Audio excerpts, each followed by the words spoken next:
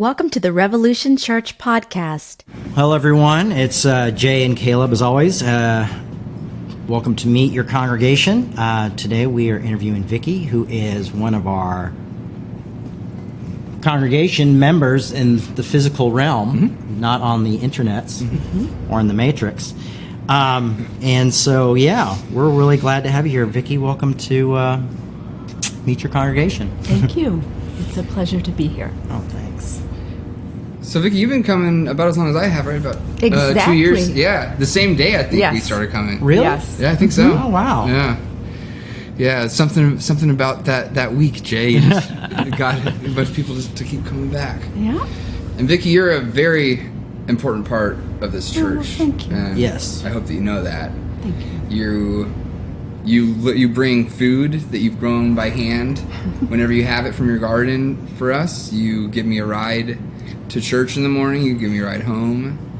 You're very loving. You're a great listener. You're a really good friend. And I don't think that Huge we supporter of express Revolution. that. Yeah. I'm grateful for that. We talk about that enough. But I love you a lot, Vicki. You're a very Well, important thank person. you. I love you too. Yeah. I feel like it's really a privilege to be a part of this church. And I often listen and re-listen to the podcasts and just marvel at how it's so timely and just how there's such depth in the conversations that we have and afterglow, and how the message is just so important for this period in our history, I think. I've never found a church before where I felt like I could be who I was with all of my mental health issues, and just a place where I feel I can express myself and be heard and be respected. It's definitely a place that's kind of like I think we're all wrestling with something. Yeah. you Well, know? I think it is a hospital. Yeah. And that's what the church is supposed to be, a That is hospital. what My the mom said the church church is is supposed to be a supposed to be. hospital, not a courtroom. Exactly, exactly. And talking about a courtroom makes me think about judgment. Yeah. And even with the sermon today, talking about grace and acceptance, if we would stop trying to categorize people and judge people, if Yeah. we would just let everyone be, like you said, I mean, I think that is what Christ calls us to do. You want to talk a little bit about what brought you here initially? Well, what brought me here initially was Donald Trump. I just personally was horrified by the outcome of the election. And even though I understand why people felt like no one else was expressing their frustrations, and I think there were people that felt very overlooked, and he appealed to that sense of being overlooked. But as an individual, I find him morally repugnant. So what brought me here was that I heard Jay talk about the election, and I can't remember a lot of the specifics of what you said in the podcast, but there was just a sense of being baffled Yeah. and not really knowing what to do or how to respond as a Christian. And I really, really appreciated that authenticity. And I just wasn't hearing many voices on the internet that to me seemed like a truly biblical or Christ-like response. Well, thank you. That was, I was booked to speak at a church the day after, or I think a couple days after he won. And it was a very progressive church here in Uptown. And I remember having to it had been, booked forever. And I automatically thought, well, Hillary Clinton's going to be our president, blah, blah, we'll just be life as usual. And, I remember that was a tough time, and really, I didn't know what to do, I was honestly just shocked. Still am somewhat shocked, just trying to separate him from people who voted for him, and trying not to lump everybody in one box now is my biggest struggle. I think we all deal with that. And seeing them as my brothers and sisters that just have had different experiences and different reasons for believing what they believed. So definitely been a big learning curve. Yeah. Yeah.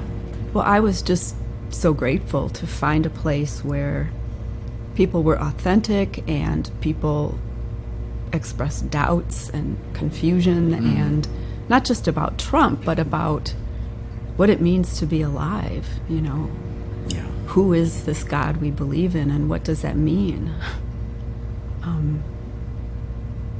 I've never gone to a church, except when I was in the cult, because for psychological reasons, I didn't feel I could leave. But I've never gone to a church for a very long period of time. Yeah. Are you comfortable talking about your past experiences, like in the cult and everything? Sure. Just however much you want to. Well, when I was growing up, I grew up with a father who is very much like Donald Trump. He suffered from narcissistic personality disorder. And I have to say that, like you talked about today, Jay, it's really important to empower people to get out of those situations. Yes. But when you're a child, you don't necessarily have that option. And you don't understand what's going on. You just come out of it feeling like something is so drastically wrong with you because you didn't succeed in that situation. I mean, you just come out of it broken. And so my response was to join a cult. And this cult, their main ministry was deliverance. So they saw me as legion. I mean, they saw me as filled with demons. And I did have a lot of mental health issues. So I was just utterly confused in that situation. And I really think it's miraculous that I didn't commit suicide, because I just felt, everyone hated me at home, everyone hates me in the cult, so this is the world. I mean, if even people who say they love Jesus don't love you, then there's nowhere to turn. Wow. But, of course, looking back, I see it very differently. I didn't fit the mold, and I don't think they knew how to label me or what box to put me in. And when they tried to put me in a box, I didn't stay there. Yeah. So anyway, I eventually started going to college when I was in the cult. And I took philosophy classes, and I took Spanish literature classes. I studied the Spanish Civil War.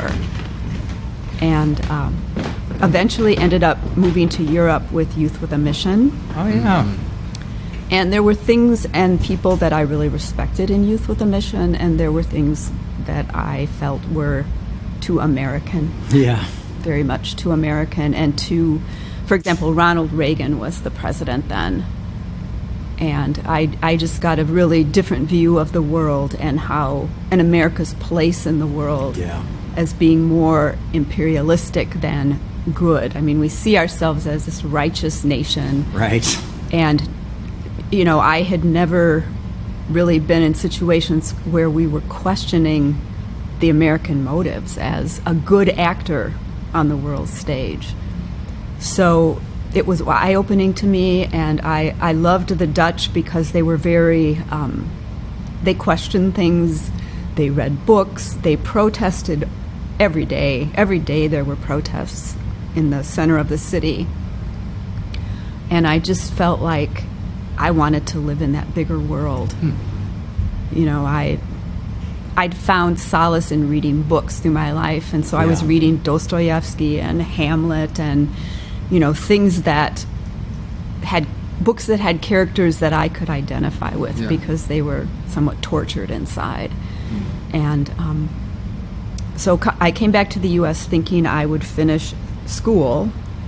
And I did finish college, but I was having such terrible panic attacks at that point that I would want to go to the grocery store and I'd have to turn around and come home because I couldn't bear going into the store and having a panic attack. I know how that feels. And, you know, at that point, they weren't common knowledge. I mean, people, so you were either kind of insane or you weren't. So I was still struggling with what I thought about the cult. Now I call it a cult. Then I just called it Daystar. But when I was in college, we studied a philosopher, political scientist called Max Weber. He was a German, and he's considered the first political scientist. And he talked about what makes a society and a government legitimate. And one of the things he referred to as a charismatic leader who comes and says, this is the way things have been, but I say to you, and sets up a whole different idea of a whole different system where you can break all the rules in the old one. And that can be a wonderful thing, like with Christ, or that can be a horrible thing where, you know, you have these limited human beings who don't necessarily value other human beings and who just set up a more of a fascist system, a more tyrannical system. Under the guise of being like a new revolutionary. Kind of like Trump. Yeah. Kind of like Trump, where he's setting up, you know, well, all these libtards set up this system, but I say to you, let's get rid of the government. Let's stop protecting the environment. Let's stop funding public education. Right. You know, he wants to change things. And that charismatic leader brings legitimacy by appealing to a deeper part of ourselves. You know, he's not appealing necessarily to our rational minds as much as he's appealing to a sense that something is deeply wrong. Yeah. And, you know, I believe that he's presenting answers that aren't helpful or healing. Yeah. But he's presenting a different way to respond to a flawed society. Yeah. And so anyway, after I came back, I was too sick, really, to go back to Europe. And so I managed to keep a job and support myself. And I bought a condo in Uptown, probably very close to where you live now, in one of the old brownstone fourplexes, and was so isolated that I just thought I was cursed. I mean, I didn't know what else to think. Those were really dark times, but through that time, I found a verse in the Bible where Job said, you know, in the depths of his despair, put my words in a book. And my longing through my life has to been a writer. Yeah, and you're a very talented writer. Thank you. And I feel like I can express myself clearly in writing. And I read that and I thought, God, put my words in a book. And what so encouraged me about that was that he did. I mean, she did. I call it he, she. But his words are in a book. Yeah. His story is in a book. And I've heard that was the first book of the Bible that was written. And it's about human suffering and God's interaction with a suffering human. So it gave me hope. And I had an excellent psychiatrist, and I had medication, and through the years I've gotten better. I met my husband in 1992 at Abbott Northwestern in the psych ward. Oh. I was in partial, and he was in because he had tried to kill himself because of depression. And we are about as different outwardly as people can be. I mean, you know, if you looked at us, he looks like kind of a homeless person. He looks like a person who, you know, an old hippie who's living in a trailer somewhere up in the hills. I would picture the Unabomber looking like my husband. I'm not kidding. Well, and you look, and you have it all together. Yeah. Oh my God.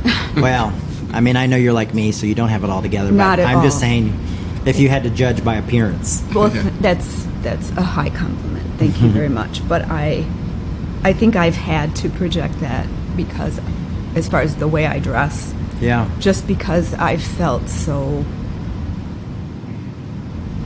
I felt like nobody was home inside. Yeah. That's if you feel broken and it's like armor. Not even just broken. For many years, I felt like there wasn't anybody inside. But I found that there is. That's fantastic. And through therapy and through, I actually love the Bible in the same way that you do, Jay, where I read it like it's a poetry book, it's a history book, it has mythology. And anyway, so I found great solace. And as I've said before, one of my favorite verses is, "A bruised reed he will not break." Yes. And I feel like back in history, a reed was a writing utensil. Yeah. And I feel like inside I'm like this aching joint. My soul is just this aching joint. And when I think about actually publishing my writing or making it visible, there's just this physical aching inside. Yeah. And so I'm not at that place yet, but that would be my hope, that someday my words would save a life, would bring hope to people who have felt so marginalized. Well, your words have brought a lot of hope to me. Well, thank you. And they're genuine. I really respect you. I respect Caleb. I feel like this church is a venue where we can find solace and hope. Like they say you find in Alcoholics Anonymous. Yeah. Hope and solace and strength. Well, that means the world to hear, because that's it's the true. hope that I think we all have in this community, and it's nice to hear it out loud. Mm-hmm. That's been one of the greatest things about doing these Meet Your Congregation thing, is the affirmation of the community. Yeah. Mm-hmm. And realizing that we are the community. Even the invisible community is the community. We're all saying similar things. Yeah. And I don't feel like the charismatic leader of a church. I feel like I'm a part of a community. Mm-hmm. This has made me feel more like a part of a community rather than like, oh, time to go make the donuts. You know what I mean? But that's the charismatic, or the type of charisma that Jesus exhibited, was that making himself one with the people around him, the community around him, and not, talking about anarchy today. Anarchy, I think the literal definition is an absence of hierarchy. Yes. And so, and then people take that to mean disorder, chaos. But, it really means that we're all level. We're all, we're supposed to be servants of each other. Yeah. That's what happened when Jesus was crucified. He was stripped of his identity. Mm-hmm. No identity. That's when Paul says no male, no female, no Jew, no Gentile. That's what he's saying. Mm-hmm. Yeah. We're all together in this. We're all going through a human experience. Mm-hmm. But we sure have complicated that. But I know since I've started coming here, I feel a real commitment to this church and to the mission and to the vision. And I've kind of watched the vision evolve somewhat since I've been here, to focus on not just speaking out about what's just and what isn't just, but about finding venues where we can embrace the other and engage with the other. And I really struggle with that, but I believe it's the truth. I, at this point, can't seem to do it, but that's what I feel I'm moving toward, is dealing with my own issues so that I can not fear the other. Yeah. Mm-hmm. It's a good segue into the question, how can we do that better, do you think, as Revolution, practically, pragmatically? How do you think that we can, because I know we've talked about this, just personally one-on-one before, but this might be a good venue to kind of articulate some of those ideas about how we as a church can work on building some of those bridges, or building spaces, or maybe, to take that metaphor of having people sit at the same table, building tables where we can sit, right? Where we can sit with each other and have those conversations. Well, I know we talked about maybe other broadcast venues, like there's a radio station that I'm a member of, KFAI, Fresh Air Radio, And they actually, I've told Caleb this, they actually offer to the community a spot to use once, like an hour spot where you can talk about anything. You just contact them and present your idea. And I just think that there are a lot of people who will not go to church or cannot go to church, who would listen to KFAI and really identify with a lot of your message. I love that idea. I think that's a great idea. There's also some radio shows on KFAI that where I think you could probably ask to be a guest and talk about what you're doing in the community, what your vision is. There are a lot of active groups in the community that, especially I think, dealing with communities of color, that we could align with to some extent and support. I mean, I think dialogue. Yeah. I mean, I live, in my apartment, I live with a majority of Somalians. And, I've always seen the stigma between, there's a huge Somalian community in Minneapolis, and a lot of people don't know that. Yes. But there's a stigma, there's kind of this, curtain drawn in between people, and I think everybody's afraid of everybody. And now I'm living in the community, my son plays with my neighbor, and my neighbor's talking the other day, my neighbor was like, I haven't seen you, are you okay, how's it going, you know what I mean? And we're human beings, you know what I mean? It's not like, oh, there's the Somalians, and then there's the Americans, and then there's the white person, there's the black, we're just it's been nice to be kind of just, given my circumstances, it's the only place I could find to live, but it's allowed me to be in a community that is different. And not go like, oh, that's, well, they're Muslim, or they're this, or they're that, And it's not different. No. There's differences. There's small differences here and there. How I interact with the men and how I interact with the women are a little bit different. But it's also a lot to do with culture and faith and learning to respect that and embrace that. And it's been really, for me, it's been pretty incredible. And so I would love to work with even more people in the Somalian community as well, just because I find it to be such an enduring group of people. Well, I think that there's actually a Somalian show on KFAI. Oh, that's great. And the other thing I've thought about was maybe, I know that Caleb is talking about starting a Facebook page. For the congregation, so people who can chat together. Together. We have a Facebook page, but we need one more that's an actual discussion group rather than just a page.